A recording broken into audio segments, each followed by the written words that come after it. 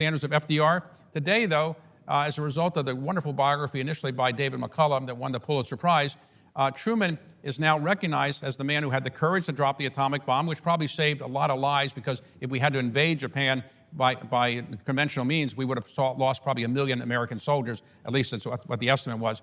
But he also helped create NATO, the UN, the World Bank, the IMF. He created the CIA as well, and he did the Marshall Plan. And all of that for a guy who had never gone to college. And, you know, he wasn't that highly respected by many people at the time. In fact, his own mother-in-law said that Harry Truman used to follow a mule as a farmer, and he was behind the mule's rear end. And she used to say that's where he properly belonged, behind the rear end of a mule. She didn't think much of him. I don't know if any of you have mother-in-laws that don't think of you highly, but she certainly didn't think much of him. But his reputation soared. Another one was Jimmy Carter, my former boss. He lost overwhelmingly to Ronald Reagan, and he was humiliated. In fact, he just didn't really think he could have a life again. He went through severe depression, and he almost went bankrupt when he went back and saw that his brother Billy Carter had almost bankrupted the peanut farm. But he turned his life around, and his post-presidency, with more than 40 years, has done some incredible things for the country.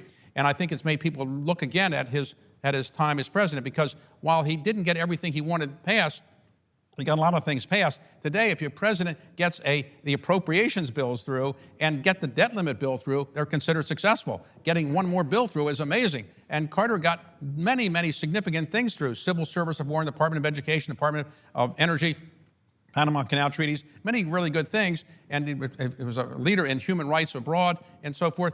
And the agreement in Camp David, but Carter was derided as being not successful because he didn't get everything he wanted, because he tried to get too many things through. So his reputation still has gone up. And I think, some other presidents' reputations probably will go up in time as well. Historians say it takes about 40 years after a president has finished his term before you really know everything you can know about a president and really go through all the papers. But so we don't really know whose reputation will get better. But some of them have gotten better. I want to follow up about so many of these presidents, but say more about Carter, because you did work for him. Was his bad reputation a result of bad luck, the hostages and the economy, or was it part of his moralism and self-righteousness?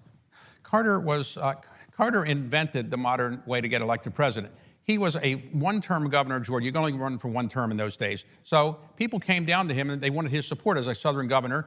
And they were thinking of running for president: Scoop Jackson, Ted Kennedy, and so forth. And he said that he met these people. He said, hey, they're not any smarter than me. I can run for president. They're as good as me. I mean, no better than me. So he went to Iowa, and he had the really clever idea of winning the new Iowa caucuses. And if he won the Iowa caucuses, which wasn't that expensive, there weren't that many people participating, he could then go into New Hampshire.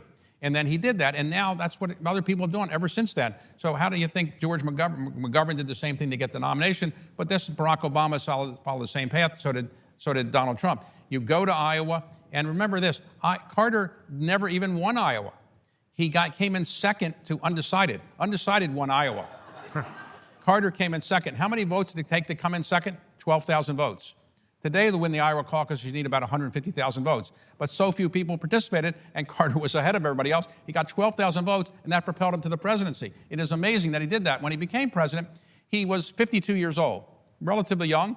We've had younger presidents. Barack Obama was 47. Bill Clinton was 46. But 40 was pretty young at 52, but he had never been in Washington before, and he brought up his Georgian friends and colleagues, and they weren't really experienced. But Carter was an engineer and always thought he was the smartest man in the room, and he probably was in many cases. So he tried to engineer all these programs, but he didn't really pay attention to politics. If you wanted to convince Carter to do something, and you said, "This is the politics of this is good, Mr. President," he would say, "I'm going to do the opposite." He didn't want anything to be ever seen that he was trying to do something for political purposes, and that hurt him. And obviously, the hostage situation was terrible, and he didn't really want the Shah to come in. He resisted it for a long time, and what happened was David Rockefeller and Henry Kissinger and Zbigniew Brzezinski and John McCloy basically put an effort together to convince Carter to let the Shah in, and Carter said no, it could result in hostage taken and so forth, because they'd already had such a situation. But finally, he relented, let him in. And it turns out Carter was deceived, because we were told the Shah had a cancer and it could only be treated in the United States, and now know that it could be treated just as well and was treated in Mexico. But he came in, the Shah, the hostages were taken, and we thought they would be taken, go over in a couple of days, it would be done. Carter made the mistake of saying, I'm not leaving the White House until they're back. So he was a prisoner of the White House for a year. And then every day, Ted Koppel on television saying, day X of the hostage takeover. And it just reminded people of Carter's weakness, I think. And Carter was, probably took advantage of it politically for a while, but then he also had a very tough campaign for renomination. When a president has a renomination effort in his own party and he barely can win, he doesn't get elected president. So when Gerald Ford was challenged by Ronald Reagan in 1976, Ford lost the election. And when George Herbert Walker Bush was challenged in his party for the renomination, he won the nomination again, but he didn't win the election. So the campaign by Kennedy against Carter really hurt Carter. So there were many things, and we made another classic mistake. We thought Carter is a nice person. He cares about human rights. He's not a bomb-throwing person. Reagan is a bomb thrower, we thought. And so why would the hostage takers want to ever deal with Reagan? They certainly would want to deal with Carter, but we were wrong. We were misled. We didn't realize that they said Carter was the one who let the Shah in, and therefore we can't wait to deal with Reagan. And in fact, there was probably a deal cut by Bill Casey and others that kind of said, we'll get you a better deal if you don't release the hostages until Carter's out of office. And that's actually what happened. On 15 minutes after Carter was out of office, so the hostages were released. An amazing story, and that decision, as you say, to let the Shah in at the last minute based on that wrong advice that he couldn't get care elsewhere, of course, was crucial. All right, let's go back to the beginning. You mentioned Jefferson. You have that really incredible detail about how the reason that Jefferson couldn't free Sally Hemings, didn't feel he could during his lifetime, is because he would have had to petition the Virginia legislature and didn't want to fess the relationship up in that way. But contrast him with George Washington. You've got a great interview with Doug Bradburn, the head of Mount Vernon, about Washington. He did free his slaves on his death, but contrast their characters, and why is Washington, in retrospect, seen as a greater man than Jefferson?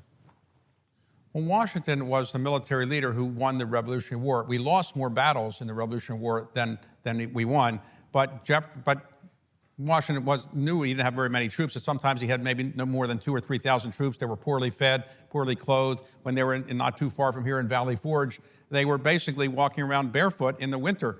And Washington, to his credit, stayed with the troops. He could have said, I'm going down to the Ritz-Carlton downtown in Philadelphia. He didn't do that. He said, I'm going to stay out there with his troops, and it was a real sign of leadership. Washington didn't really want to be president of the United States. He served 8 years as general. We won the war. He then was importuned to come back in the Constitution and preside at the Constitutional Convention. He didn't really want to do that, but he finally was persuaded by Hamilton and Madison to do that. So when he was done with that, he said, I'm done. I did my part for the country.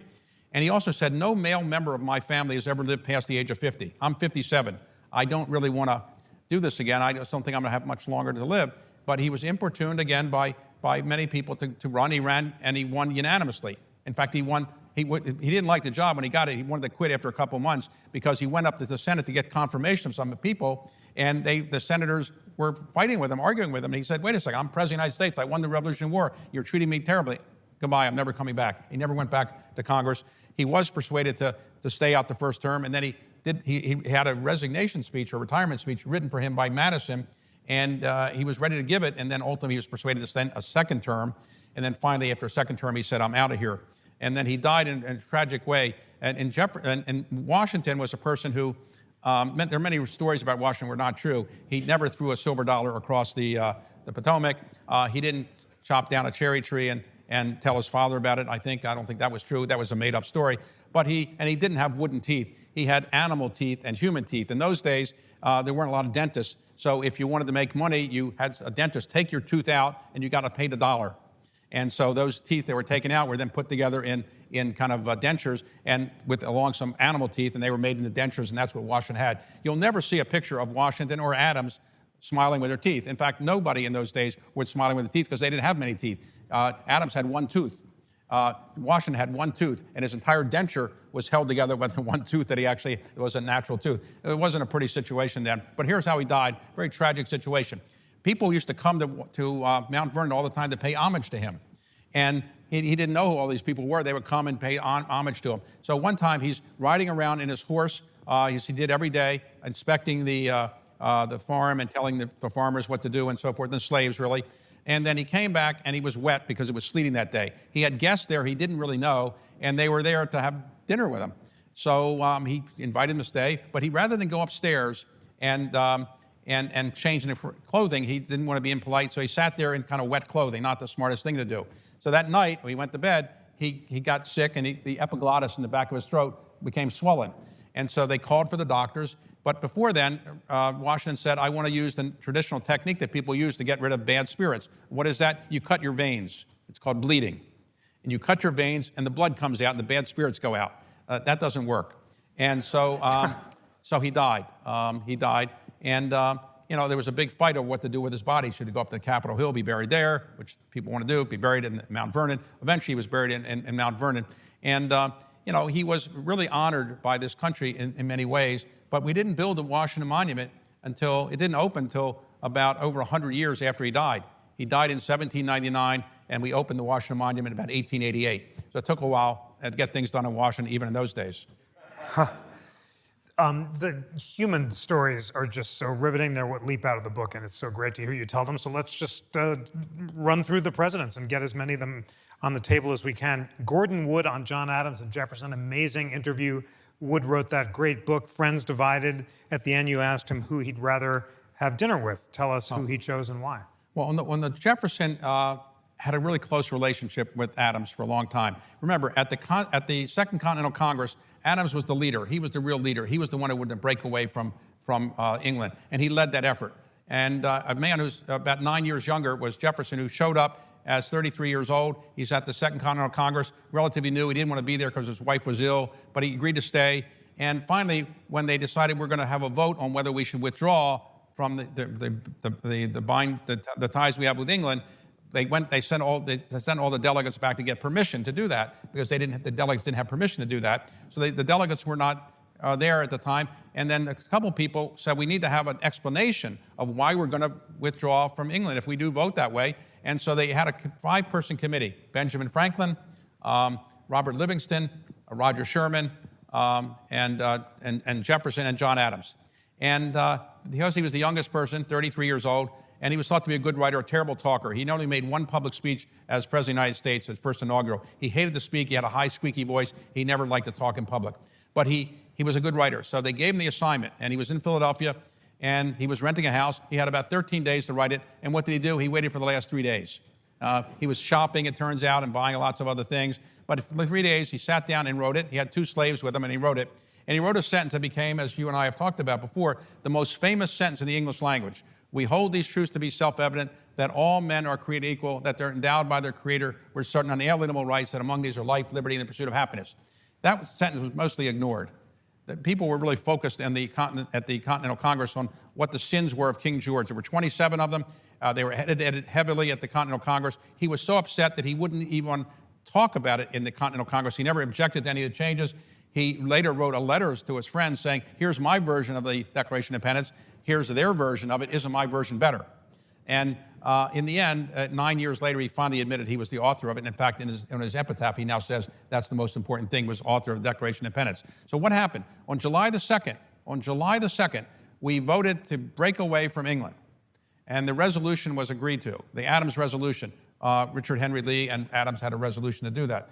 That night, July the 2nd, they took up the resolution, the Declaration of Independence. And they debated on the night of the 2nd, the 3rd, and the 4th. They finally agreed to the text. And on the 4th, they finally agreed to the text and they sent it to a printer.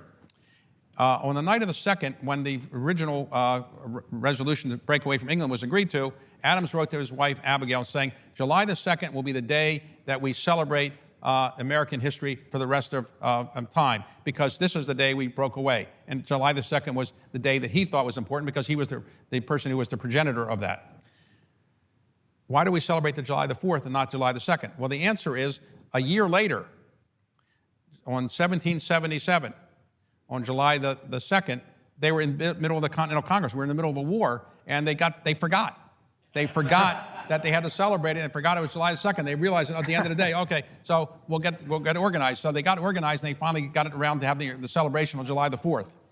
So for the ensuing 50 years, there was a dispute between Adams and Jefferson. What was more important? Jefferson's document, which Adams really thought he was responsible for because it told Jefferson to write it, or the resolution to break away from England, which Adams thought was much more important. And so for 50 years, these men had some dispute. They became closer at the end of their term at the end of their lives. But amazingly, they both died exactly 50 years to the day of the Declaration of Independence having been signed. They both